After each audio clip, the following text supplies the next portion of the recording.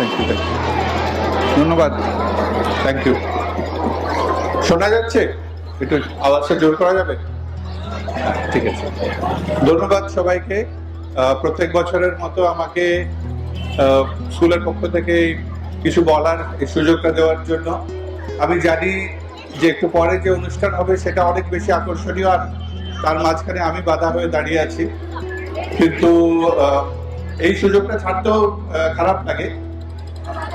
4 বছর আগে যখন কোভিডের সাথে আমরা লড়ছি সবাই, সেই সময় চোদ্দচিলি নবীন সংঘ ক্লাবের সুকান্তদা এসে, সুকান্ত বাবুকে বলি, এসে উনি বলেন যে আমাদের স্কুল একটি আছে, আপনার স্কুলের পেছনে যদি আপনি একটু সাহায্য করেন, যদি একটু হাত লাগান।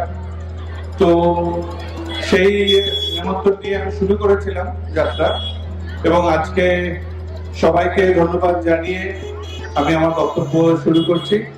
প্রথমেই যাদের দানে এই জায়গাটি পেয়েছিল, শ্রদ্ধেয় ভবেশচন্দ্র কর মহাশয় এবং নির্মল কর মহাশয়, দুজনকে অসংখ্য ধন্যবাদ আপনাদের এই দানের জন্য। এইখানে একটি ছোট ক্লাব, তারপর একটি স্কুল গড়ে উঠেছে। তারপরে ধন্যবাদ জানাই চোদ্দচিলি নবীন সংঘ ক্লাবকে, এবং সেই ক্লাবের মধ্যে আমার অতি প্রিয়, এখন বন্ধুস্থানীয় সুকান্ত বাবুকে, নির্মল বাবুকে, আমাদের ক্লাবের সভাপতি, আমাদের স্কুলের সভাপতি অশোক বাবুকে, এবং সূর্য, সৌরভ, যারা আমরা সবসময় মিটিং এ বসি, সবাইকে ধন্যবাদ। ধন্যবাদ সবাই, সব বাবা মাকে আপনারা আসার জন্য, এবং আপনারা বিপুল উৎসাহের সাথে এই স্কুলটাকে এগিয়ে নিয়ে চলেছেন, তাই সবাইকে ধন্যবাদ। ধন্যবাদ আমার স্কুলের সব স্টাফকে, সব ম্যাডামদের, হেডমাস্টার অনিমেষ দাস স্যারকে, ওনার হাতে তৈরি এই স্কুল প্রথম থেকে উনি লড়ে চলেছেন। আমি এসে হাতে হাত মিলিয়েছি জাস্ট 4 বছর আগে। সুতরাং সবাইকে ধন্যবাদ। আমাদের বাচ্চারা যারা এখানে পড়ছে, আজকে আমাদের 9 করে আমি যখন ঢুকেছিলাম তখন আমাদের 50 থেকে 55টি শিশু এখানে আসতো, এখন আমাদের 250 স্টুডেন্ট হয়ে গেছে, এবং সবই সম্ভব হয়েছে আপনাদের সাপোর্টের জন্য। এরকম একটা বক্তব্য রাখতে গেলে 5 মিনিটের মধ্যে কিছু সেরকম বলা যায় না, কিন্তু আমার আজকে এই যখন পুরস্কার দেওয়া হচ্ছিল, আমারও আমার মায়ের কথা মনে পড়ছিল। আমার মাকে আমি হারিয়েছি আগের বছরে 23 সালের জানুয়ারি মাসে। মাদের একটা অসম্ভব কন্ট্রিবিউশন থাকে ছেলে মেয়ের বড় হওয়ার প্রতি, এবং আমার খুব ভালো লাগে যে আমাদের স্কুলের তরফ থেকে আমরা সবসময় বাবা মাদের কাছে ডেকে নিই, স্পেশালি মাদের, এবং আজকে আমাদের এই পুরস্কার দেওয়ার কিছু মায়েদের যারা নজর কেড়ে নেয়, আপনাদের বাকি সবাইকে উৎসাহ দেওয়ার জন্য যে মাদের সাপোর্ট ছাড়া কিন্তু কিছুই হয় না, ওখান থেকেই সবকিছু শুরু। আমি আজকে ভাগ্যক্রমে আমি ভালো ভালো সুযোগ পেয়েছি। আমি আজকে দেশের সব থেকে সেরা কলেজ IIT থেকে ইঞ্জিনিয়ারিং পড়েছি, আমেরিকা থেকে ইউনিভার্সিটি থেকে আমি মাস্টার্স ডিগ্রি করেছি, কিন্তু আমি যখন পড়তাম, এন্ট্রান্স পরীক্ষা দিতাম, আমার মা কিচ্ছু বুঝতো না, কিন্তু পাশে বসে থাকতো। আমার বাবা অ্যাকাউন্টিং এর লোক, বাবা বলতে, দেখো তোমার IITর অঙ্ক আমি বুঝতে পারবো না, কিন্তু তুমি যদি রাত জেগে অঙ্ক করো, আমি তোমার পাশে জেগে বসে থাকবো।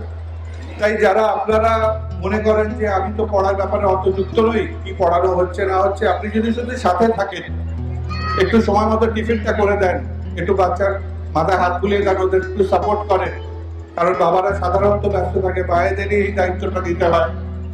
তো সেটাই আমার অনুরোধ, এবং সেটাই আমার একমাত্র জিনিস আপনাদের বলার, যে এই সাপোর্টটা আপনারা চালিয়ে যাবেন। আর একটা জিনিস আমি দেখেছি আমার ব্যক্তিগত লাইফে, যে একটা পিঁড়িতে কখনোই কিছু তৈরি হয় না, একটা প্রথমে বেস তৈরি হয়, তার পরের প্রজন্ম সেটাকে এগিয়ে নিয়ে যায়। সুতরাং যারা অনেক কষ্ট করে, অভাবের মধ্যেও আপনারা ঠিক করেছেন যে আপনারা এই স্কুলে পাঠাবেন, বিদ্যাসাগর নার্সারিতে আপনাদের বাচ্চাদের পাঠাবেন, আমার মতে মনে হয় যে সেই ফল আপনারা আজকে না পেলেও আপনারা 10 বছর পরে দেখতে পারবেন, 20 বছর পরে দেখতে পারবেন, যখন আপনার ছেলে বা মেয়ে ভালো হয়তো নাচের পারফর্মার হবে, বা সিনেমার ডিরেক্টর হবে, বা ইঞ্জিনিয়ার হবে, বা ভালো ব্যবসায়ী হবে, ভালো ইলেকট্রিক্যালের কাজ করতে পারবে, যে কোনো রকমেরই হোক, দেখবেন আপনার ফ্যামিলিকে একটু আগে নিয়ে যাবে, কারণ শিক্ষার কোনো রকম অল্টারনেটিভ নেই। যারা ভেবেছেন যে পড়াশোনা করে কি হবে আজকের জগতে, চাকরি তো নেই, যেটা খুব পুরোনো দিনের চিন্তা। তাই এইটা আমার পার্সোনাল এক্সপিরিয়েন্স, যেটা আমি আপনাদের কাছে বলতে চাই।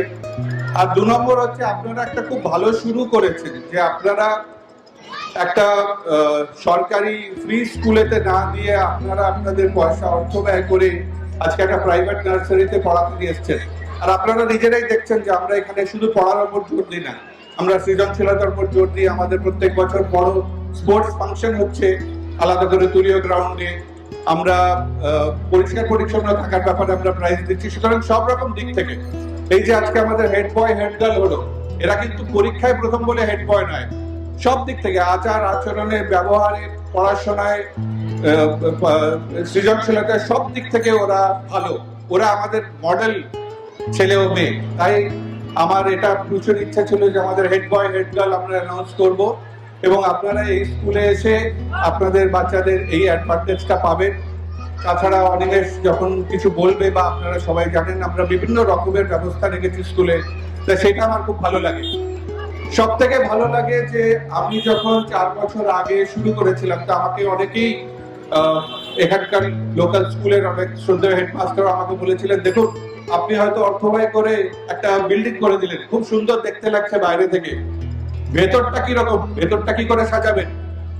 তো আমার সেই উত্তরটা আমার খুব গায়ে লেগেছিল, এই কথাটা ভীষণ গায়ে লেগেছিল, এবং ওনার কানেও হয়তো যাবে।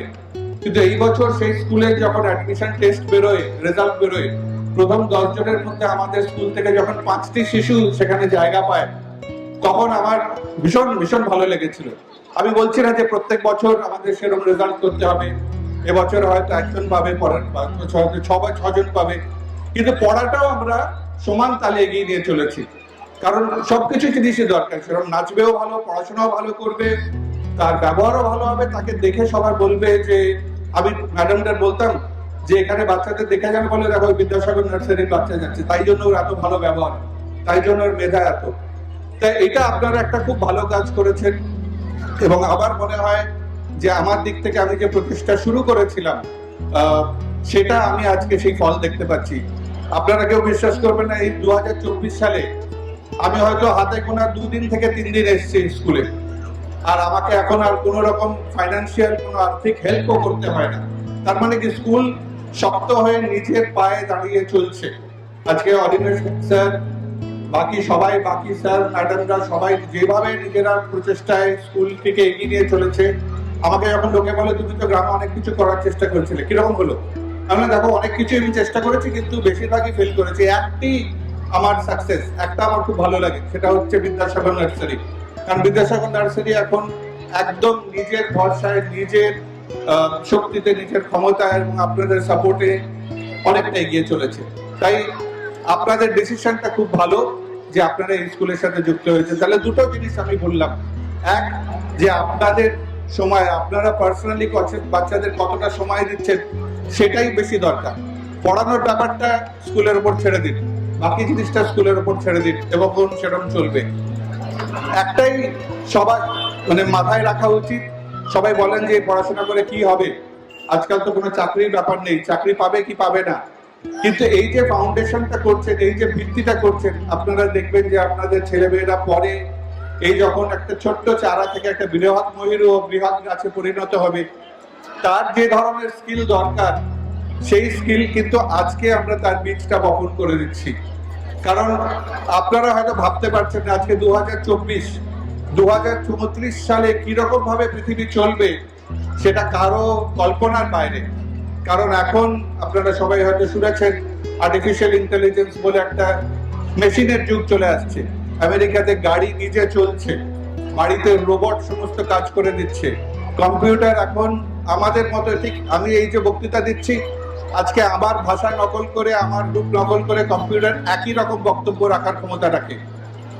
সুতরাং এটা এমন একটা জগতে আমরা ঢুকছি, সেটা কেউ বলতে পারছে না। আমি যে কাজ করি নিজে, আজকে এআই নিয়ে কাজ করি, আমিও বুঝতে পারছি না যে এটা ভবিষ্যতে কি হবে। কিন্তু একটা জিনিস ঠিক, যে এই যে ভিত্তিটা তৈরি হয়ে যাচ্ছে, এই যে বেসটা তৈরি হচ্ছে স্কুল থেকে, সেই বেসের তুলনায়, বেসের জোরেই কিন্তু এরা এগিয়ে চলবে। এরা হাই স্কুলে গিয়েও ভালো করবে, এরা কলেজের অ্যাডমিশনও পাবে, যাদের কলেজে অ্যাডমিশনে পড়ার ইচ্ছা নেই, যারা নিজেরা প্রযুক্তি নিজের হাতে কিছু করতে চায় তারাও ভালো করবে, এবং এই ভিত্তিটা, এই ফাউন্ডেশনটার রেজাল্ট আপনারা তখনই পাবেন। তাহলে এইটাই বলে আমি আপনাদের আজকে বক্তব্য শেষ করি যে আপনারা ছেড়ে দেবেন না, স্কুলে শুধু ছেড়ে দিয়ে চলে যাবেন না, আপনারা যুক্ত থাকুন, প্রত্যেকটা প্যারেন্ট টিচার্স মিটিং এ আপনারা আসুন। এবং লাস্ট একটাই জিনিস হচ্ছে যে শুধু পড়া বা পয়সা খরচা করা বা ইনভেস্টমেন্ট দিয়ে কিন্তু সবকিছু হয় না। এখানে আমি গ্রামে এই নিয়ে 5 বছর হলো আমি আছি। একটা জিনিস খুব এখানে সবাই মিস করে, সেটা হচ্ছে যুক্তি করার মতো কাউকে পান না। ইংরেজিতে একটা শব্দ আছে, সেটা ঠিক বাংলা হয় না, ইংলিশে একটা শব্দ আছে মেন্টর। মেন্টর ঠিক গুরুও নয়, যে সবসময় ভালো বুদ্ধি দিয়ে যুক্তি দিচ্ছে সেও নয়, কিন্তু আপনাদের কোচ। আপনারা যদি অনিমেষ স্যারের কাছে আসেন, ওনার থ্রু দিয়ে আমার সাথে যোগাযোগ রাখতে পারবেন।